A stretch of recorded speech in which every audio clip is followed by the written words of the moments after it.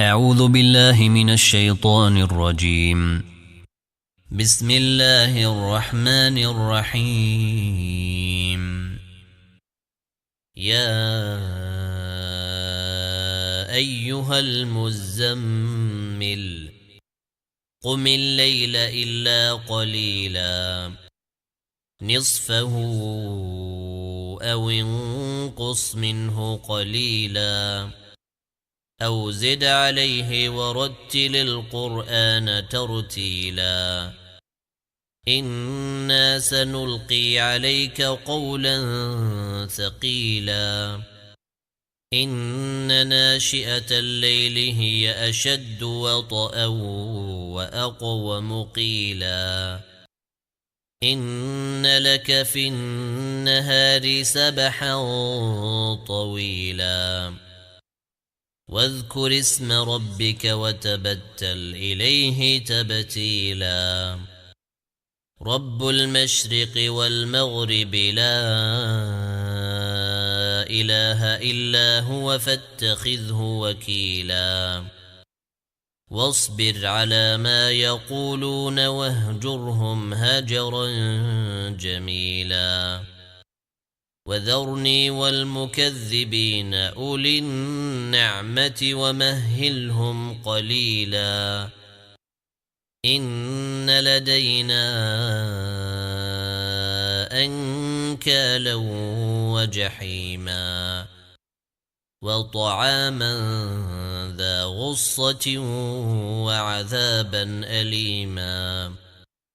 يوم ترجف الأرض والجبال وكانت الجبال كثيبا مهيلا إنا أرسلنا إليكم رسولا شاهدا عليكم كما أرسلنا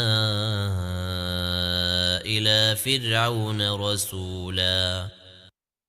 فعصى فرعون الرسول فأخذناه أخذا وبيلا فكيف تتقون إن كفرتم يوما يجعل الولدان شيبا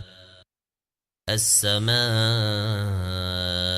منفطر به كان وعده مفعولا إن هذه تذكرة فمن شاء اتخذ إلى ربه سبيلا إن ربك يعلم أنك تقوم أدنى من ثلثي الليل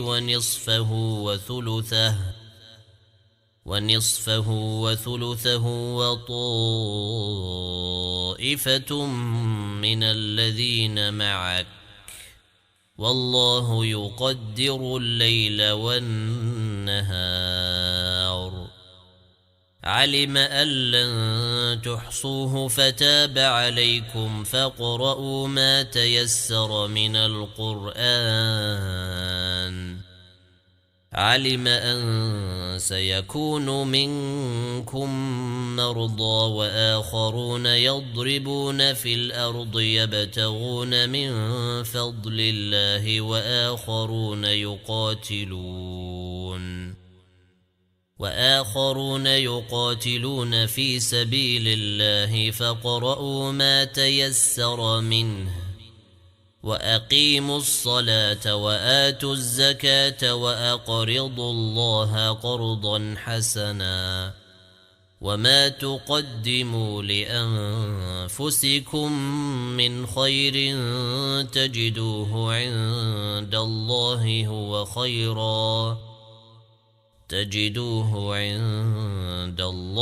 هو خيرا وأعظم أجرا واستغفروا الله إن الله غفور رحيم